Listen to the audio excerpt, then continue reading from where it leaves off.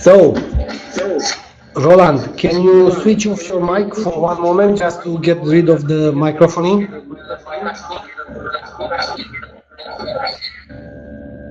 Great. Can everybody hear me?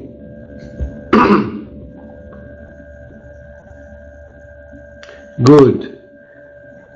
As usual, the first question, I would like to see, can you write to us to see what countries are present today for the training?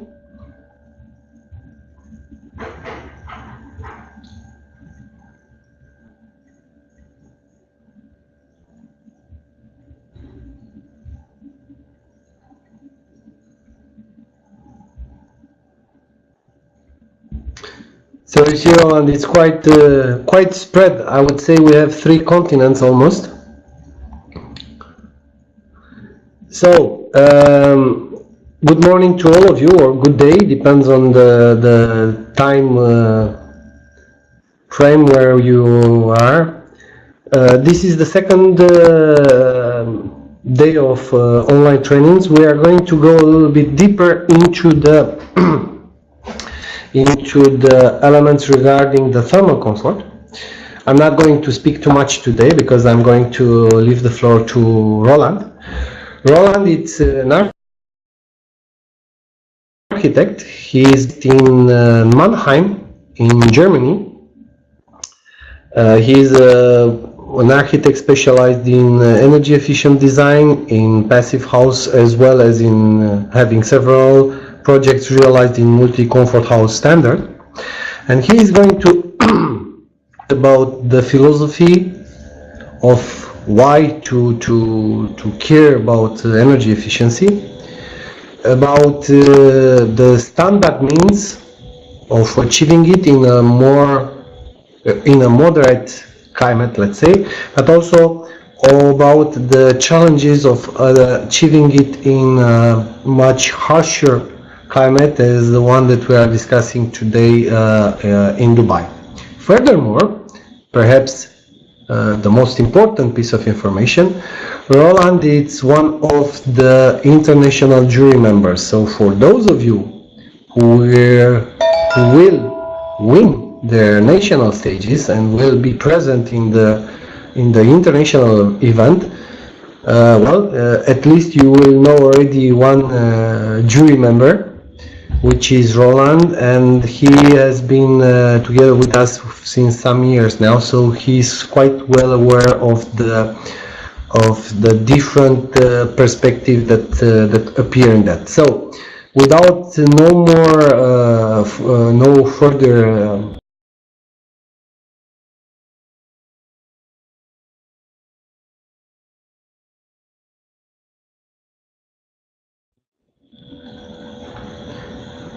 to walk you through the presentation. So, Roland, the floor is yours. Okay. Thank you very much, Gabriel, for introduction, and I start straight away. And I try to start from the very beginning of the let's say problem we have. We have an increasing CO2 level. We have a global warming problem, even if some heads of this world, like Mr. Trump, doesn't believe in it. And because of this greenhouse effect and these climate changes, we are facing several problems. We are facing melting glaciers with rising sea levels. We are facing dimming atmosphere because of the CO2 emission. And we are facing a change in the flora and fauna. And because of that, we are going to have a social and economic consequences. We are going to have people moving from one part to the other and so on. Why am I telling that? Because you know that everything already. I'm telling that because I want to give you an idea how important your work in the end will be. It's not only, of course, in the first view, you are focused on this student contest, but the consequences out of the student contest and out of this thinking we are putting into the task is that we have to to kind of change this world, change the habits on how we are going to build in the future. And because you are the future architects, so the weight's on your shoulders to really change the thinking, change the design, and change the way of creating the future world.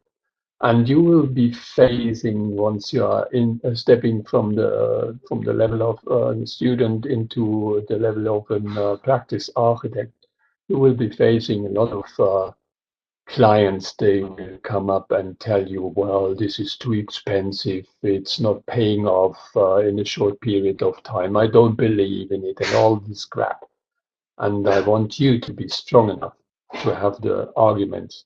Besides the student contest, of course, I'm talking about the student contest right away, but I just want to get your fundament built, and I want you to have the right arguments, and I want you to have the right habit and the right way of thinking to confront your future clients with the right ideas. And this cake is showing the whole problem as it's the energy consumption on the one hand side, not only in Europe, but basically in Europe it's like this, but it's also the CO2 emission. Means we've got about third out of the industry, third out of the transport, and a bit more than third out of the buildings. Means that the buildings are extremely important when it comes to energy consumption, when it comes to emission, because transport can be changed quite fast. From one day to the other, you can buy yourself a new car, or you can decide not to drive a car anymore, or to change from private transport to official transport, public transport. But the buildings, once the buildings are built, they are there for a decade, 2 decades, 50 years, 100 years, might not be changed, and the efficiency might not be changed. So you shouldn't be satisfied by building buildings just to the local standard, just to the legal standard, just to fulfill the energy efficiency, which is quite okay for the moment. You are asked to build buildings so they fit the future energy demand and the future energy standard. And the future means not in next year or in 5 years. The future means 10 years, 20 years. So you have to think ahead of your time. And once you build these buildings, once you think of your designing, then you have these three, this pyramid here, and you see the green. The green is really low. Limit your demand. And this is the whole question. Limit your demand almost to nothing, and then you've got no problem. And the rest of your demand, you just fulfill it by using renewable energies. And if there's a peak, then you can go for the fossil fuels. But you will focus on the greener area here, and you will focus on the student contest on the green area. So really, how can I lower my demand to almost nothing? This is the principle you have to fulfill. And because of that, in the end, you will have heating and cooling really drop down to a Passivhaus standard or even lower. And what it means, Passivhaus, to design Passivhaus, and so I will tell you in the next few slides. The way of, I called it eco design in building. Eco because it's not only Passivhaus, it's also what we say multi-comfort. It's kind of an eco design. Means there's more than just the energy efficiency, there's also the quality of the building, and there's also the quality of the interior of the air quality, of the light quality, of the sound quality, and so on. And there's a few points. You will face them all over the design process. It's the envelope in insulation, air tightness of the envelope. It's the glazing, the MVHR, which means mechanical ventilation heat recovery, means cooling and heating, delivering the air. It's the lighting, it's the heating system, it's the energy efficiency appliances, means and it's the renewable sources. So the secret of Passivhaus or multi-comfort house, which is when it comes to efficiency, the energy efficiency is the same. Multi-comfort house means Passivhaus with better focus on sound and better focus on light. Means energy efficiency first, comfortably affordable. It's not your idea to really make it any design, not thinking about the costs. We want you to make a design which is affordable, means the investor will also go for it because you're not designing a building, you are designing the future, and you have to get your client on your shoulders and take him with you. And it's ecological. It has to be, in the end, it has to be ecological. There's no sense to really think about plastic and stuff. You think ecological. Okay. There's some arguments for the owners. In basic, I've named it already. The owner will come and will say, in the standard house, I want to have it cheap, and it's an investment, and it has to be fast, and so on. And you have to really get your owner into your ideas and tell them Passivhaus is the best investment, because there you get quality, there you get efficiency, there you get everything to the standard in the future, right, today. And this is only a few pictures. It's a few houses from Europe, but meanwhile you find these passive houses all over the world. And this is proven enough that it works, even in the country like Dubai, where we are talking about more specific in the next few minutes. But I want to show one picture, this one here. It's the house where I'm sitting in right now. I'm sitting down there in the first floor. It's a renovation. The house is built originally in 1920, rebuilt after the Second World War in 1955, and I bought it 10 years ago. It was a standard house, let's say, and renovated it down to Passivhaus standard and even more to multi-comfort house standard. And we're living in here and we are working in here, and we have absolutely super experience with the house. So it's not only new build, but of course the new build has to be in Passivhaus standard as well. But you can also do renovation down to Passivhaus standard. That's what I'm gonna show. And here's the principles, the criteria. Be careful. We have the envelope. The envelope is once around your building. And not even the easy buildings, also the more complex buildings, it's always the same principles. The envelope has to be airtight and has to be out thermal bridges and has to be in a specific quality of energy efficiency, means your insulation here has to have a special thickness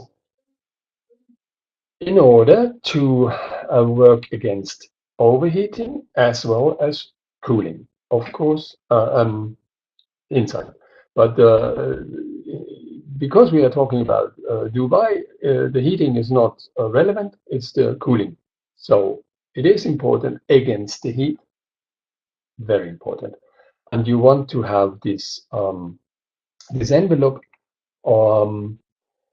having an U value of 0.15, lower than 0.15, and no thermal bridges. This is important. And once you've got this, you have an envelope which is no thermal bridge free all around your building, and also this blue and red line here. This is the air tightness. The air tightness is running around your envelope everywhere, so you could, I mean, you're not going to with the student content, but you could, once the building is built, ask for an air tightness. Here's the number of 0.6. 0.6 is very tight, and you have to really clear all the details. How do I connect everything, the windows, the doors, and everything in the envelope to get it airtight? I want you to have the right details for it, because we are going to look at them as a jury. And then you have the quality of the envelope done. And once you have this, you are heading for fresh air by an MVHR system, because you can't use these MVHR systems once you don't have this quality of envelope. This is important. Once you first, your envelope has to be perfect, and then you can work with an MVHR system. And the MVHR system does the following: it gets the outside air through a filter, being good indoor air.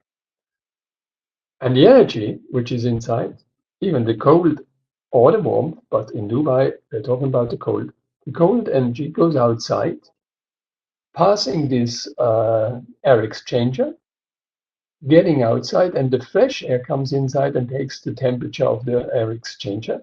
So it works both ways. In the colder countries, it's helping your energy efficiency towards heating, dropping the heating demand down. And in Dubai, it's the other way around.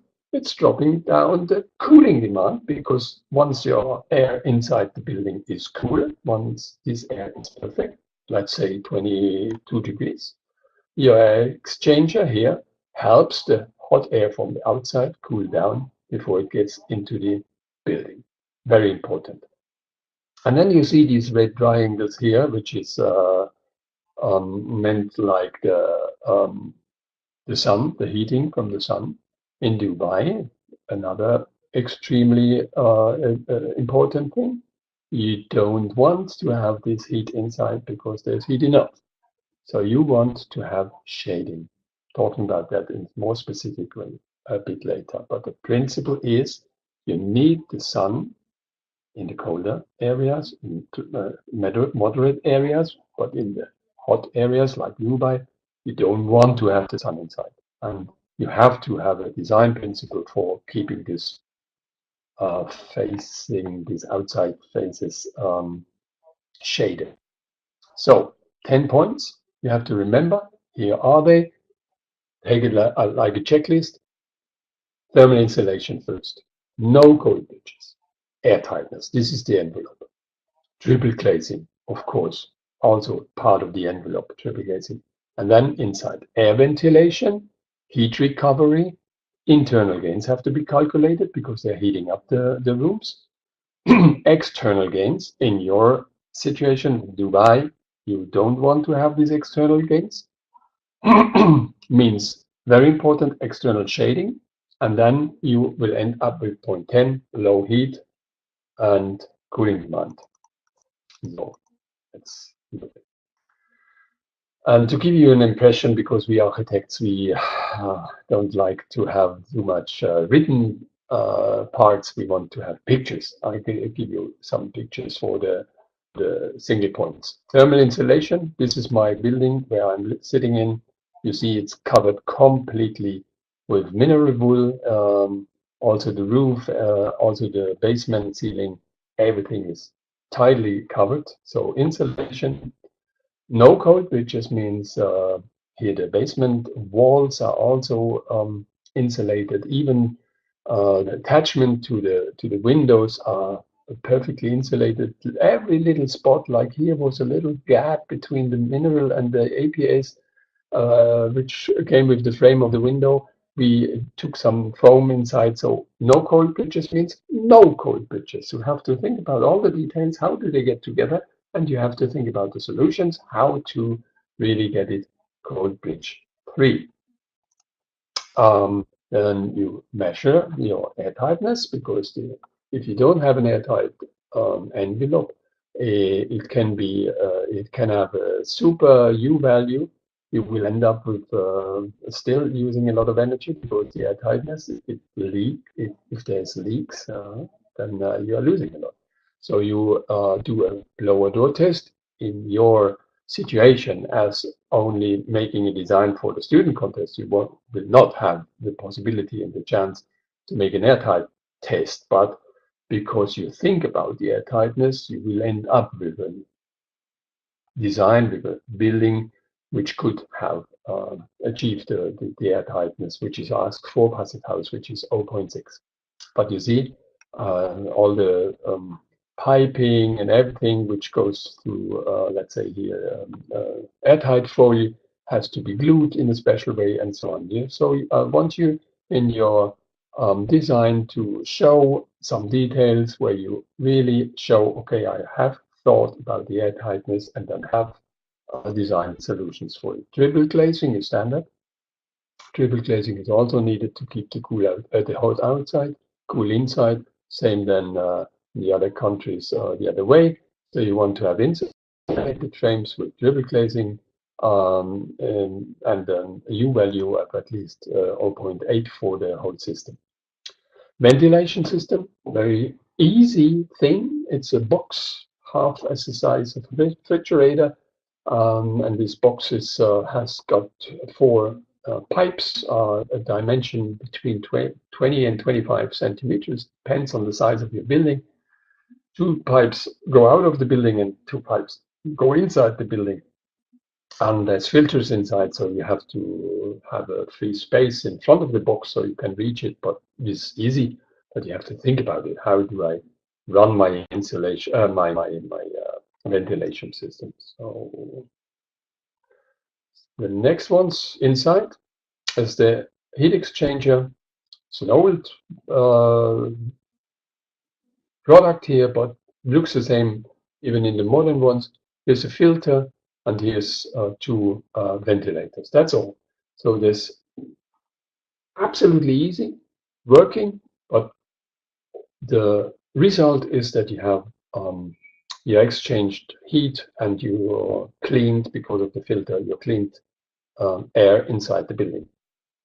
Internal gains, basically people and electric demands like computers, coffee machines, whatever you have, they are using some electric, and because of this usage, they are emitting some heat, and you have to calculate what happens with this heat to your building.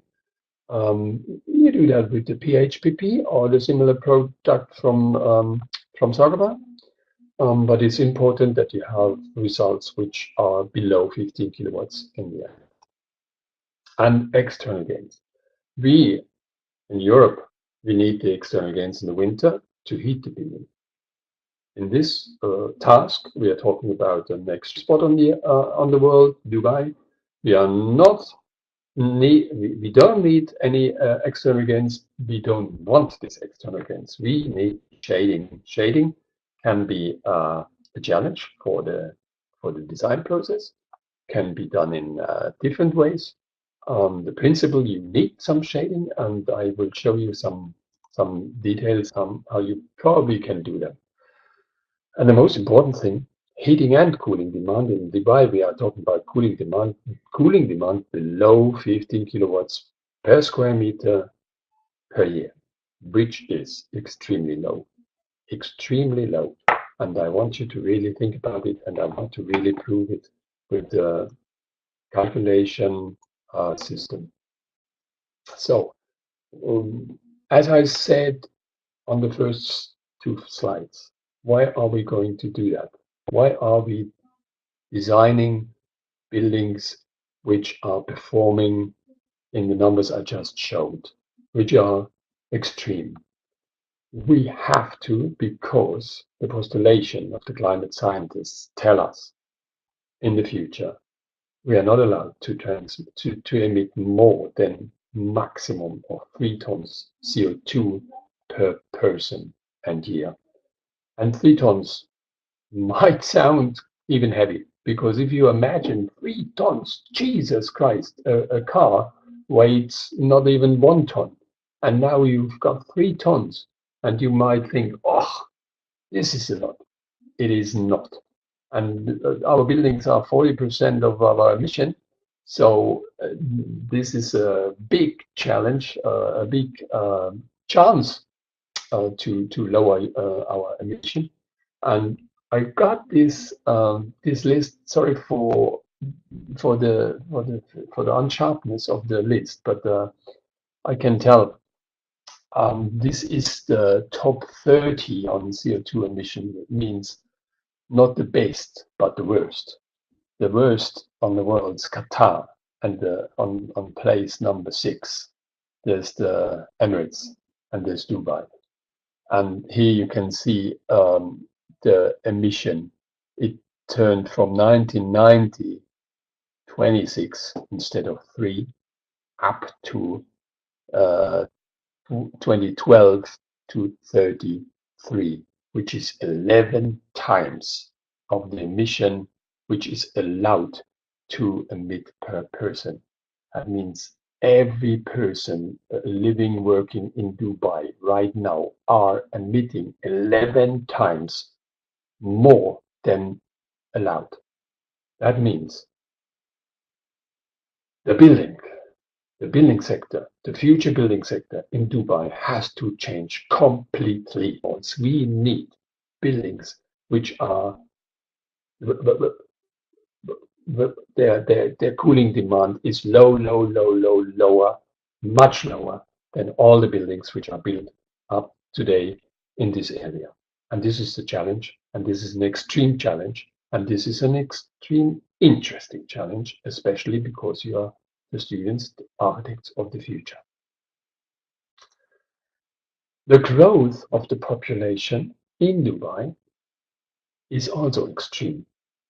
We have had 10 times more people within the last 70 years.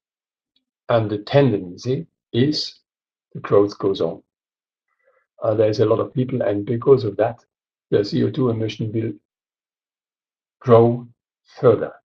And that means a lot more pressure to get an idea. And the Department of Building and the government of the city, we have been talking to them, and they said, we got the message. We need to find a new design way. We need to find a new standard of building. We can't go on with all these buildings in any standard and then just take air conditioning and get a lot of energy demand to cool them down. They know that they have to change.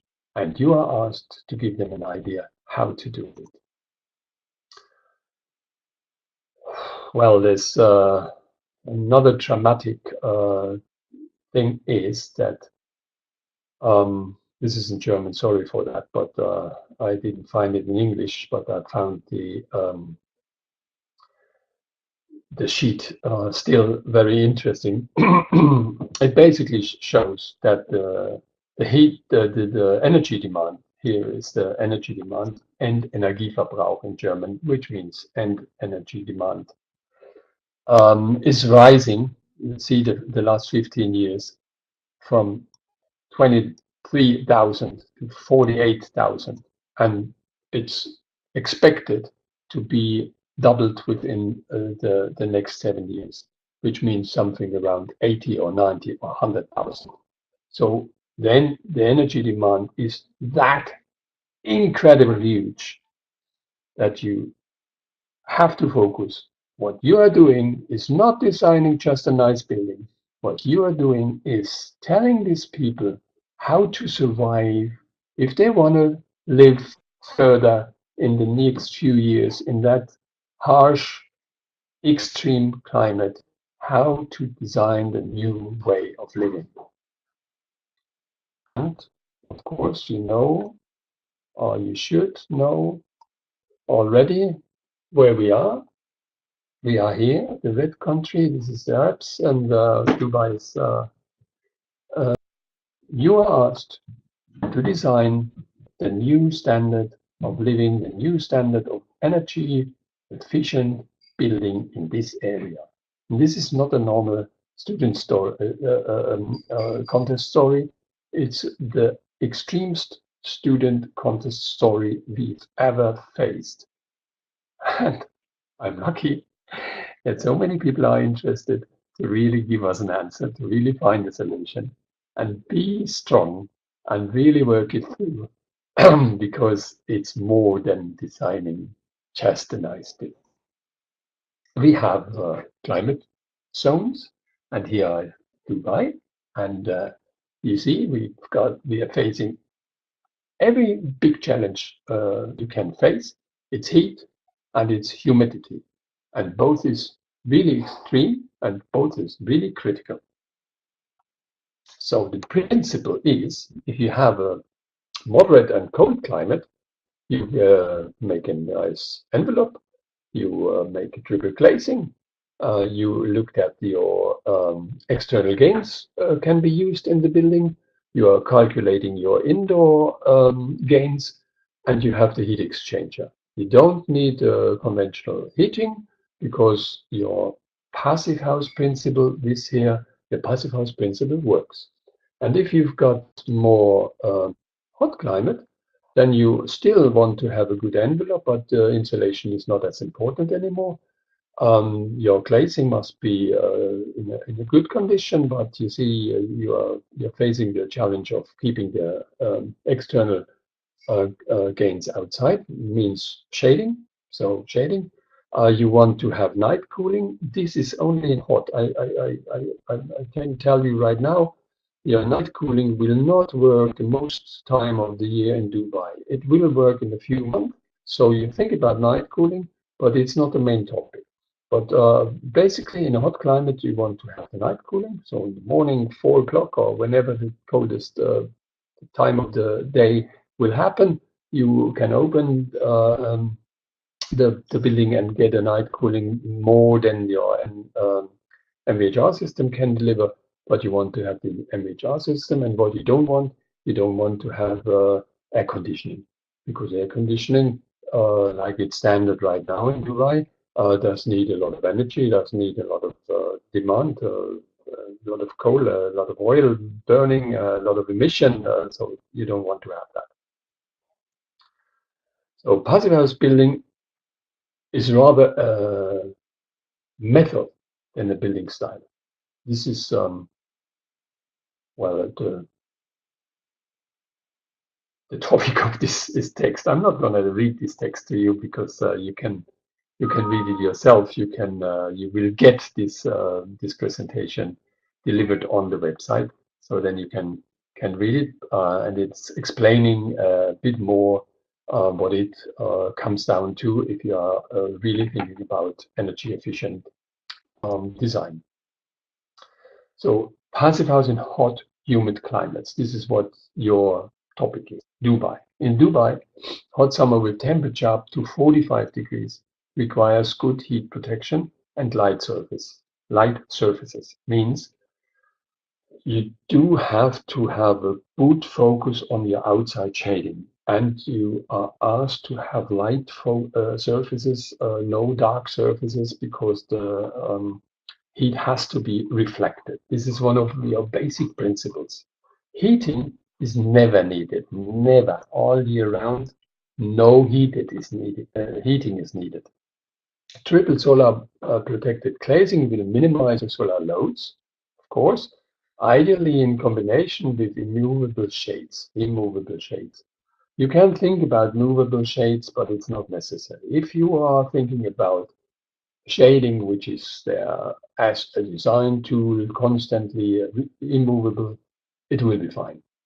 As a result, the cooling load can be reduced to a level that supply air can cover. That means you don't need extra cooling. Your heating system will be able to cool down enough if your envelope and your shading is perfect enough. Overnight ventilation is not an option, not for 8 months of the year. The other 4 months, it's okay. So think about overnight heating possibility. It's not the first point of your list, but it's some good addition. But knowing that most time of the year, 8 months of the years, it's not useful. In which cooling is needed because of the high outdoor temperature, even in the morning, night times, and so, and the air humidity.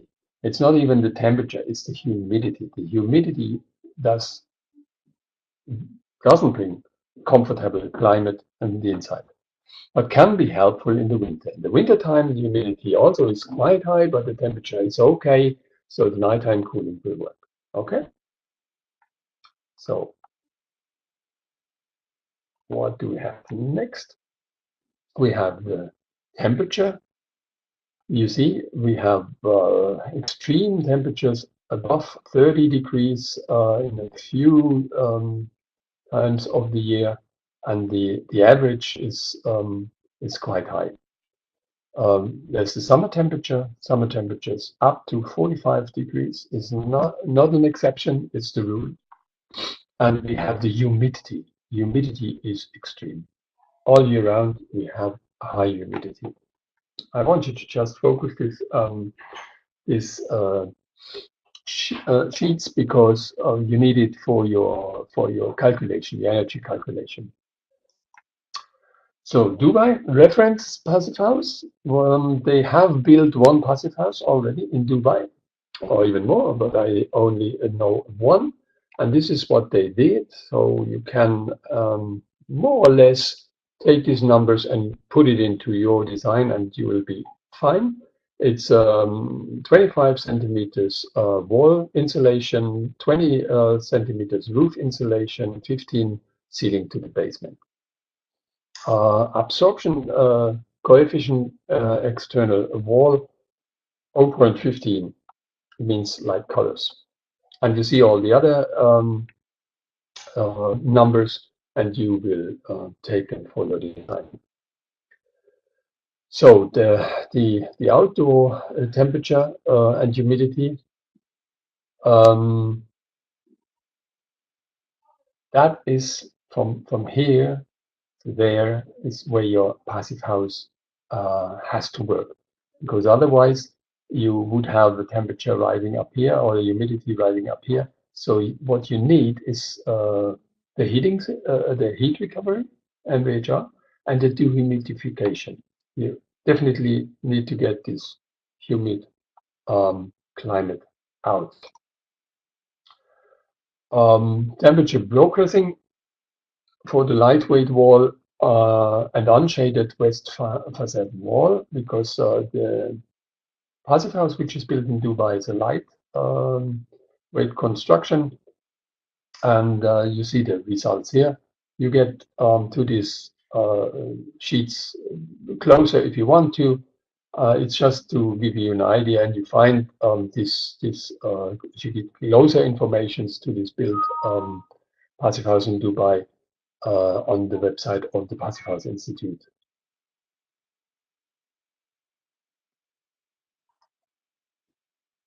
Just give me 1 second. I have to switch to my email account. We'll be right back.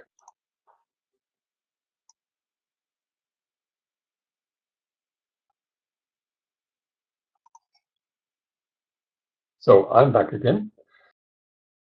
We've got a comparison between the lightweight weight wall and the solid structure, and you see the thickness is different. I gave you the numbers for the insulation already. It's your decision if you are going for lightweight weight or solid construction, but the most important thing, because of the humidity, is that you calculate where your how the humidity from the inside to the outside is working in your wall construction. And you can see here the lightweight that you have several layers of construction. You find this sheet also at the Passivhaus Institute's website. And now I give you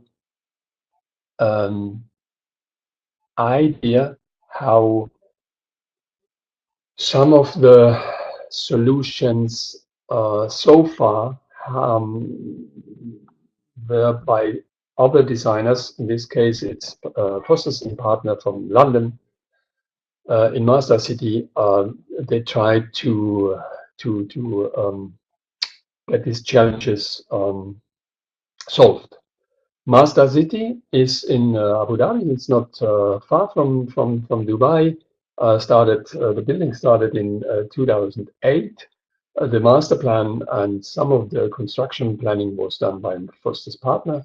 And Foster is well known as a practice with international experience. But I'll say even Foster was facing an absolute new challenge with the idea to build a whole city, an eco city, and a city which doesn't emit anything in the center of the desert. And what they did, they said, we are going to build this city, we design a city which have in general demand of the Passivhaus, which means low demand in cooling, low, even lower in heating. And the rest of the demand, like my triangle, the green, low demand, and the rest done in renewable, so we have no CO2 emission. Renewable, they said we are going to build a huge field here, you can see it here and there, a huge field of PV, photovoltaic. And the design was to lower the demand was basically get the shading optimized, because you want to have, I mean, you cannot do anything in the design to the temperature, to the air temperature, but you can do something to the by design to get the external gain lowered. Means shading, immovable shading. In Masdar, they had basically two ideas. They said we are going to make intelligent facades, and we are covering open space areas with some kind of, let's say, roof, which lowers our impact from the external gains. So all the areas which comes to public spaces, streets, and so on, they have kind of a roof which cuts down the sun array. And as you can see, the buildings are quite tight to each other. So you have a lot of shading from all over the areas.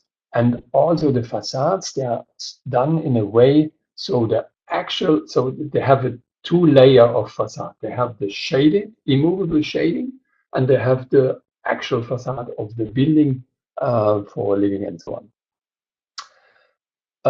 But this is not enough. This is not enough, and the heat of the air is still there. And because of that, they had another idea, a general idea. They said, how can we really get some movement into these areas? How can we create some wind speed? And if we create this wind speed, or if we have this wind speed, how can we produce some cooling with this wind speed? And so they had this idea of wind cooling towers. I don't know if it's built already, but the idea, the function is the lower area is without any wind speed, and the higher area, it's outside of the building. There will be some wind speed, and if because of the wind speed, have a chimney effect in the tower. And if we are then cooling this this chimney by spraying some water inside, we're gonna turn it the other way around, and we're gonna have some cooling effect in the streets and the places of the area. If it works that way, I don't know. I have never designed myself something like that, but it focuses on the main problem, which is cooling, and cooling not by using cooling machines, by using air conditioning, but cooling by kind of natural way of cooling. And the natural way of cooling is get some wind atmosphere, get some movement inside, get the whole hot air in movement. But once it comes to Passivhaus quality, you have to think of get a design which keeps your cool air in the building. How do I get the building cool? Of course, by kind of an cooling effect using using a small unit like a split unit or something. But once it's inside, it's cool enough because of the air exchange. You can keep the cold inside. So I don't want you to make cooling towers now. I'm just showing this this picture to give you this strong idea that cooling is a main topic. And you see also this section from the I think it's a shopping mall or something. There's also kind of cooling towers which get this air moving, and of course the whole area is shaded, unmovable shading. So everybody who's designing for the future in this area is facing this. So the principles are shown, and now I show you a project we've done in Frankfurt, just to give you an idea that doesn't matter if in hot, humid climate or in more moderate, like we are working in moderate climate, Passivhaus and energy efficient housing designing means thinking about different directions, thinking about some basic ideas. This is a building, it's 149 dwellings. Most of them are owned by the owner. Some are rented. Some commercial units is in the first floor, and below the whole building there's a lot of parking lots. This is the parking lots just all over the area. It's outside of the Passivhaus. The parking lots here are outside of the Passivhaus quality, so it's natural ventilated outside of the envelope. And on this parking lot, there's these four buildings. One here, second on like a single one, one here, and the other around the corner.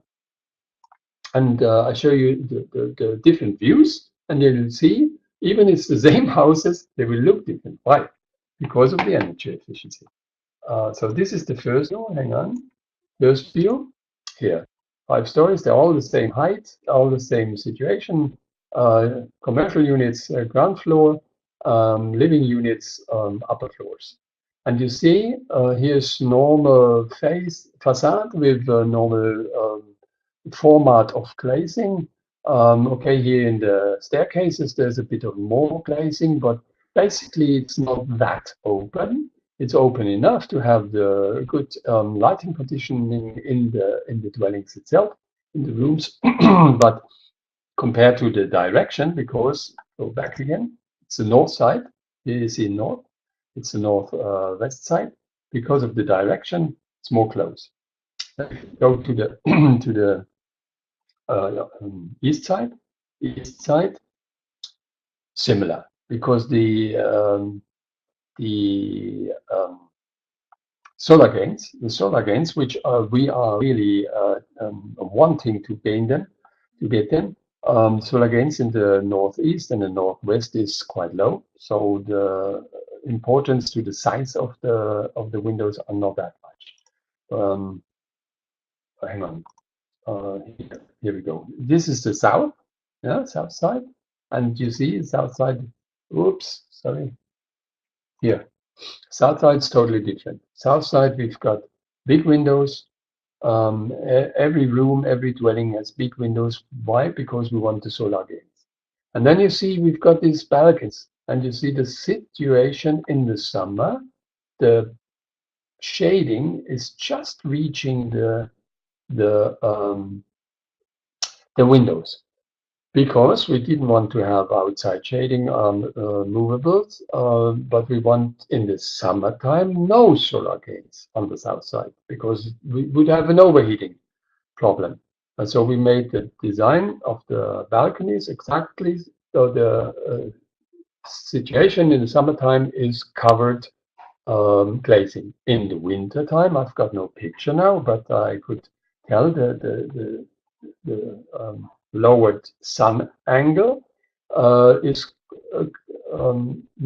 ensuring that this glazing is gaining solar gains. So, and for example, Just to give you another idea about what happens to a wall which is good insulated, which has no thermal bridging. This wall, new build Passivhaus standard, is very well insulated, and the thermal image of it, it's completely dark. It's blue, it's cold, it's perfect. Only a very, very little difference here, but this is because the window is open. And you see here a car which is used shortly before we took the picture. The motor is warm and the inside is warm. You can see that, but the facade is perfect. And we turned around, same morning, same temperature, same time, turned around to the neighbor's big gable wall, and you see it's warm because wintertime, inside warm. They're losing a lot through their wall. Even the bricks you can see the thermal bridge of the ceilings. You can imagine the energy losses. And in Dubai, we have the other way around. We don't want to have the sun, the solar gains in the building because overheating would rise our demand for the cooling. That means this thermal envelope is extremely important, and also the bridge tree, the cold bridge tree design. So, and last few pictures here, our thermal envelope was around the dwellings, but not using the parking garage, and the staircase was also inside the dwelling, the envelope. And the envelope means thermal bridge and air tightness. And oops, hang on. I show you a picture of the MVHR system. MVHR system is the central one, which is in the staircase area, so the housekeeper can change the filters without getting into having the need getting into the dwellings. And from the staircase, we run the fresh air and the exhaust air into the single dwellings, and from there with short piping to every room. Here's the incoming air to every room, and the yellow one is the extract air outside of the rooms where there is moisture and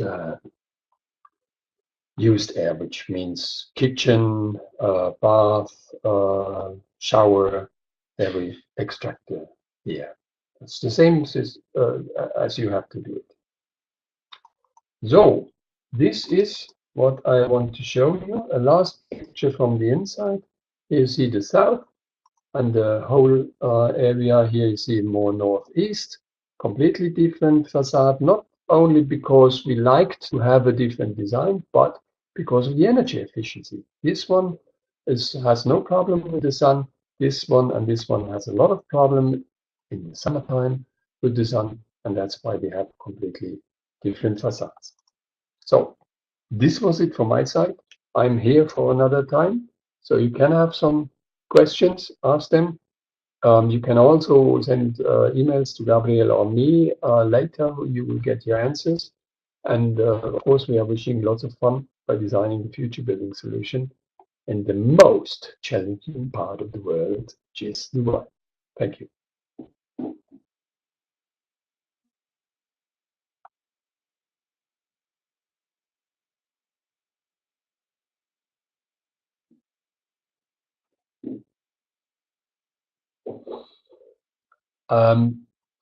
I'm switching off my microphone now, and I think Gabriel is going to take over now.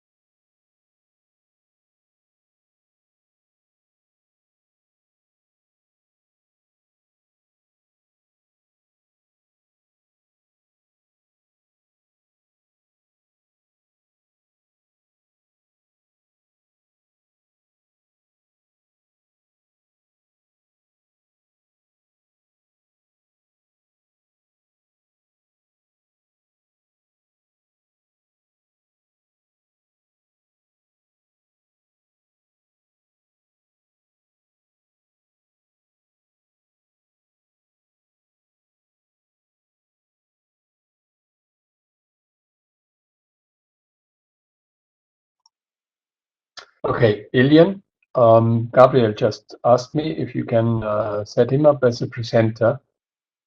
So as I understand, he's not possible for him to use the microphone right now. Hope you can hear me and can change this so Gabriel can take over.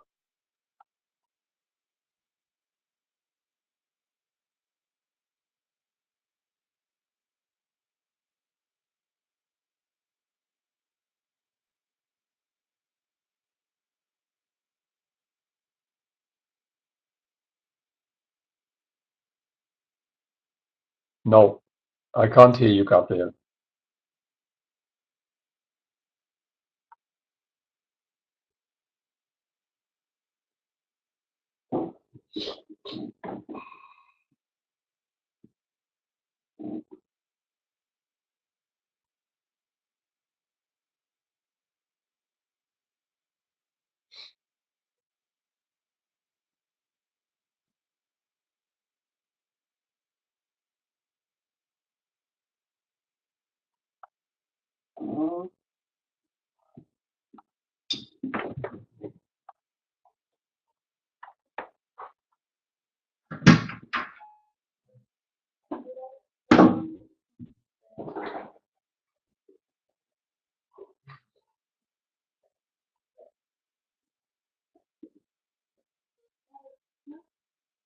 Hello, can you hear me now?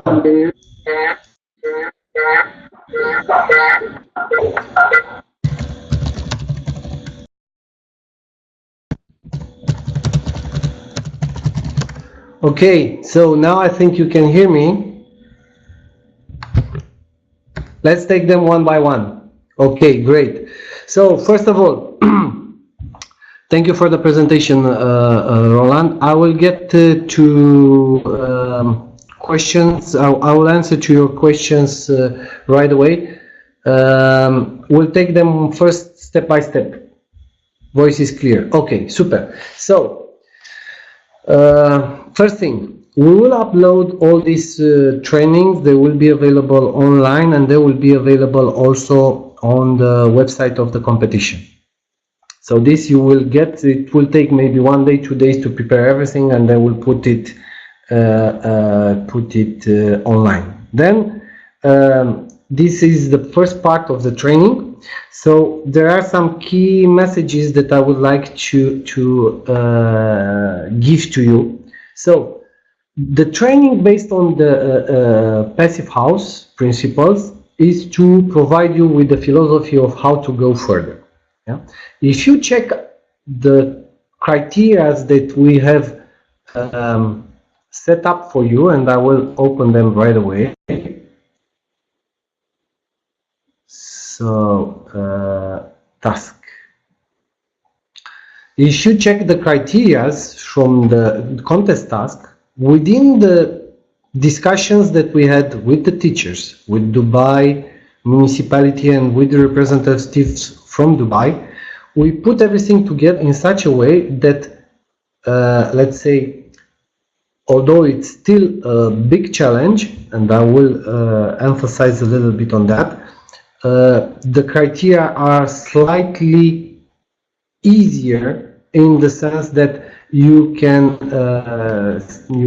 see them here. They are not so rigid. So your objective, and you can see the criteria in the contest task here, your objective for this task is not to build according or to achieve a passive level. Your criteria is to achieve a multi-comfort levels, which means in this specific case of Dubai that the energy demand has been raised so that within your strategy, within your thinking, you can achieve this easier. This is a very important point of view that I would like to pinpoint, and you will see also during the next trainings that we are not speaking only about energy efficiency. We are speaking about also acoustics. We are speaking about daylight. We are speaking about indoor air quality. So as architect, you can decide at a certain point, because of your inner reasons, to go for one or the other part of the dimension. This is first point. Then the objective of this task, which we designed closely with the representatives of Dubai, was to think in new ways. To think in new ways while taking into account the realities from the site. Now, Dubai is known as always aiming at the highest levels, in the sense that they want the way that the philosophy of the city is to break the limit, if you want. You will see iconic buildings in Dubai, and you will see the technology pushed to the level, to the limit, sorry. Which means that most of the time, through the design, through the new technologies, they are able to break the limit and to go one step further.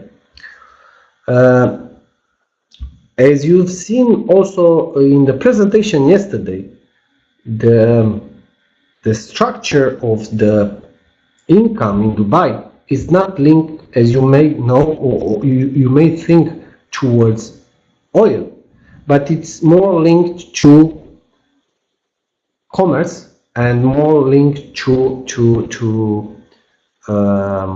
human interaction, if you want to attract the people. So when you will take a look in the criteria of the for the judging, and this I would like also to pinpoint for you. Just give me 1 second. You will have here, you can find it. I will try to make it slightly bigger. A very important statement. Let's make it 90. So even smaller. Sorry. No, 75. So, sustainability approach related to economic, ecologic, and social aspects. If you look at this task, you need to understand sustainability from all points of view. So, we look at the energy efficiency, we look at the ecological factors, but you need also to look at the social aspects. So these three pillars, they will be taken into account at all levels of evaluation.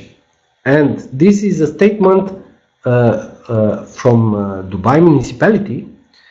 It's moreover, Dubai expectation aims at promoting innovative solutions. So you need to think innovative. And you need to think also projects that brand the city. So not only that not only to realize energy efficiency, but to promote the city through this design.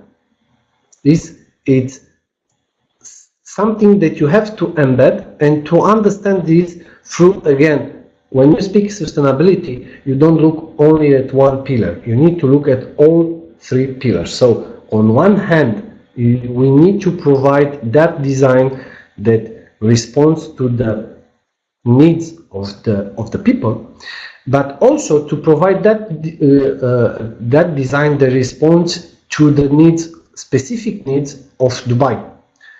In the fact that Dubai is always aiming to break the borders and to go further. Yeah?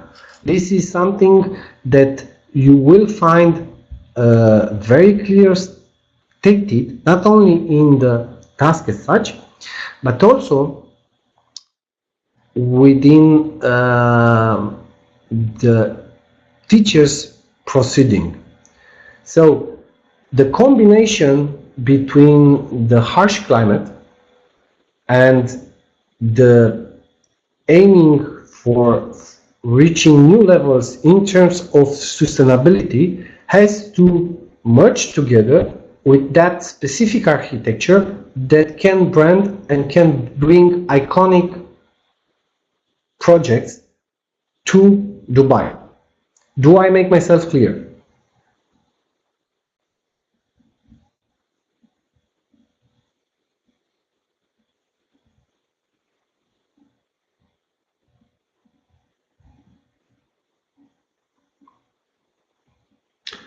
Okay.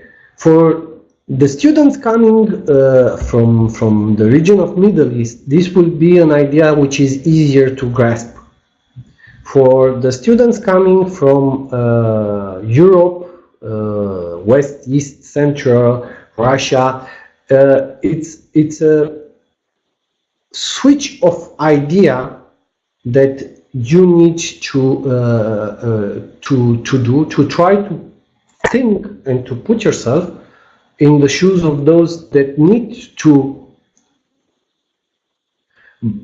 I will answer to that, Nihala.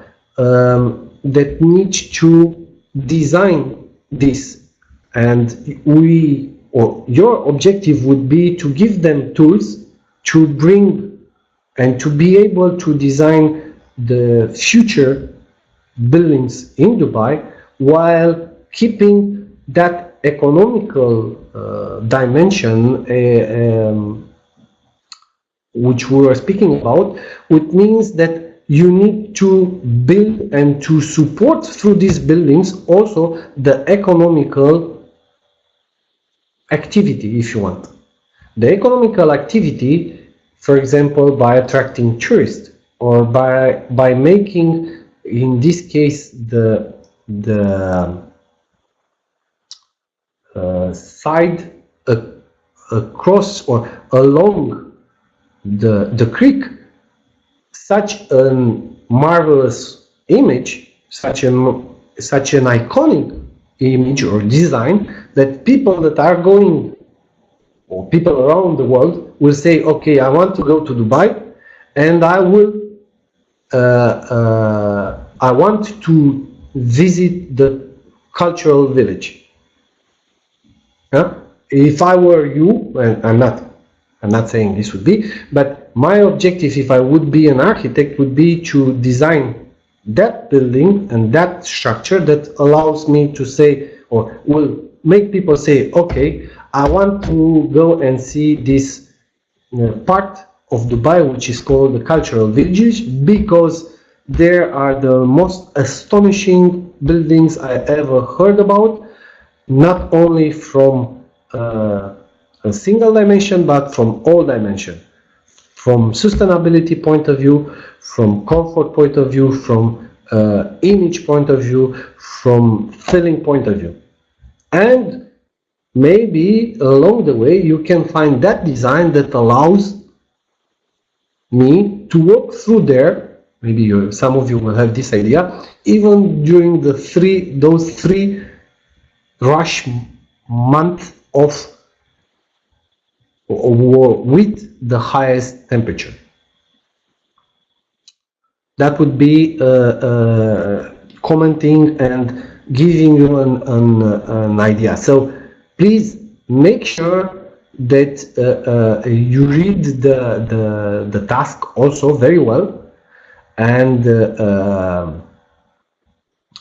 this way, again, you can take a look very clearly at this judging criteria.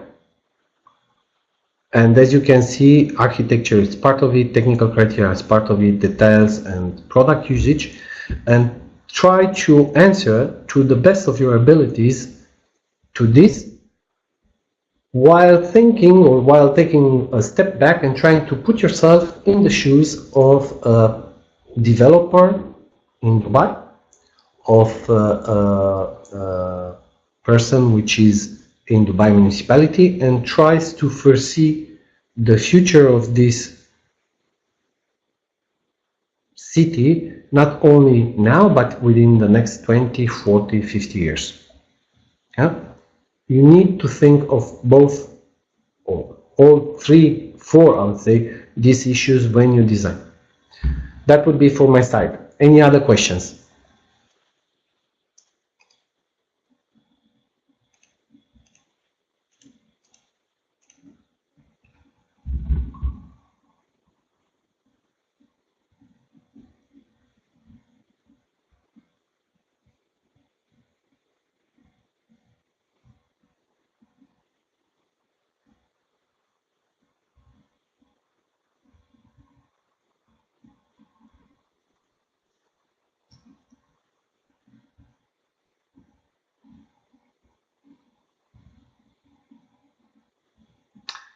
Mihala, this is up to you to decide. You have very clearly specified in the contest task the implementation. Whatever it's not specified as a rule, whatever it's not specified in the task as such, it is up to you to decide. If you find out a solution saying, okay, I think that this approach with multifamily buildings is not the right one, we need to have single houses built in a certain manner that will respond from branding the city point of view better, from economic point of view better, from energy efficiency point of view better, from all the other points better.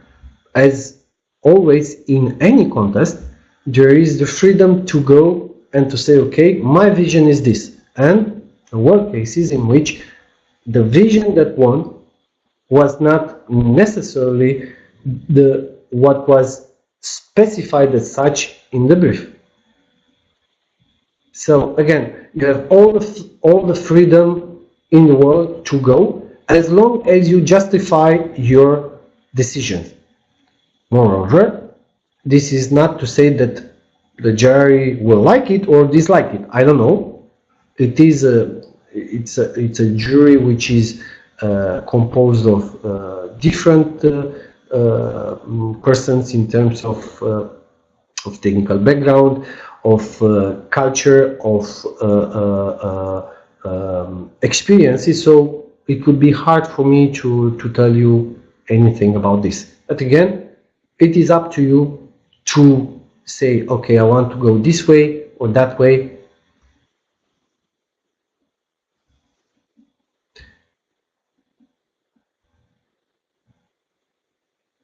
Well, Nihal, in this case, it is very simple. It's to contact your national responsible, and if you look in the contest task, yeah, there is very clearly also stated. We have here the registrations, and it says here, closing date for registration, local organizer can change it better with the local university schedule. Please check this data with your local organizer.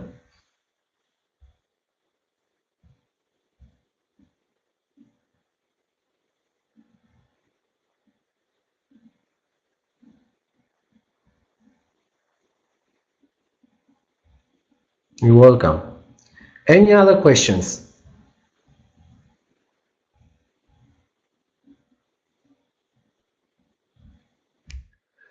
Okay. Thank you to all of you. I'll see you tomorrow for the 2 trainings on acoustics, and then the day after for the training on visual comfort. You're welcome. You see, you have been asking about some trainings. The online trainings, tax presentation, general introduction to site, Saint-Gobain multi-comfort project are already available on the website.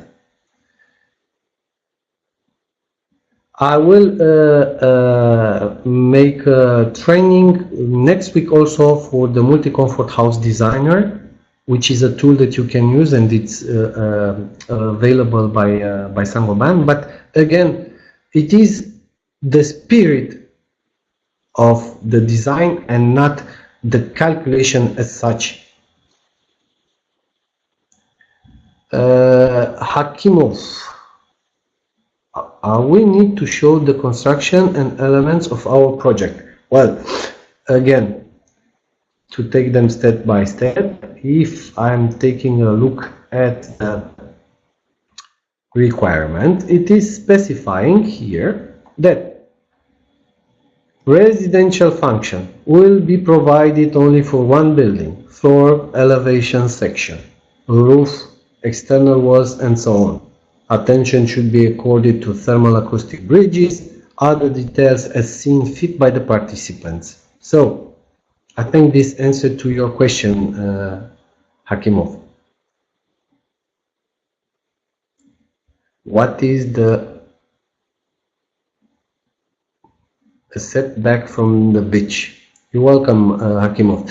As you already see, Nada will upload parking and setback code shortly. However, I think that even without them, you can interpret them if you wish in your own vision. Again, you can go by the book, or you can say, okay, my vision is slightly different. I would do it here 4 times bigger or 3 times bigger. Or instead of doing this walking alley, I would do a totally complete walking alley, which is translucent, and I find a very interesting way of how to cool it with water or with anything else.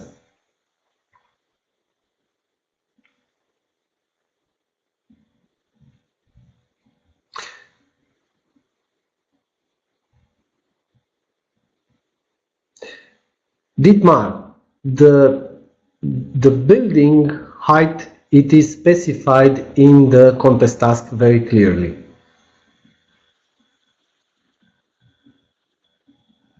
If I'm not mistaken, I think it's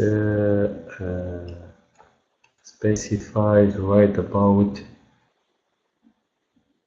So here's the site location, and I think that here you have the number of it, and it should be somewhere here. Look, residential. Yeah. The territory is conceptually proposed to be developed by taking advantage of the waterfront without interfering with the view of the closely by situated multifamily buildings. The maximum height is limited to 45. The proposal will be multifamily houses, no single family or row houses. So,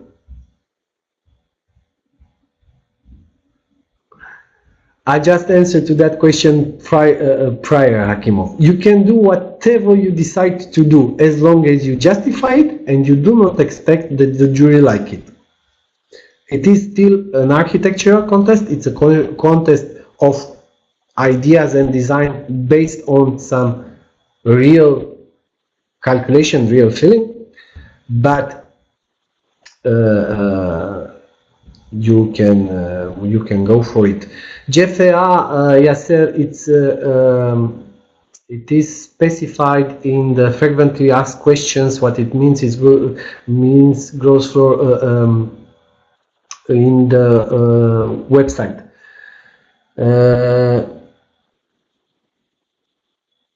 The number of unit, it is referred to the number of residential apartments.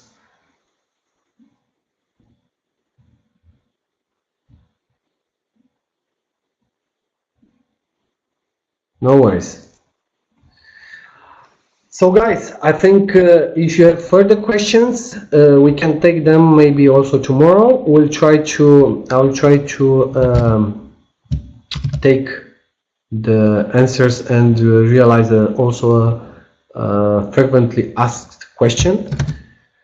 Before ending this, I would like to remind you one more time that the objective is to find or to propose solutions that, one, support Dubai in achieving their goals, meaning branding the city and making the city the must-see destination in the world. It has to, along with this, it has to be sustainable on the long run. You need to look at all 3 aspects. And third point, it has to provide comfort for the inhabitants. Please do not forget this. With that being said, thank you, and I will be seeing you tomorrow for the discussion on acoustic. Thank you to all too. Bye bye.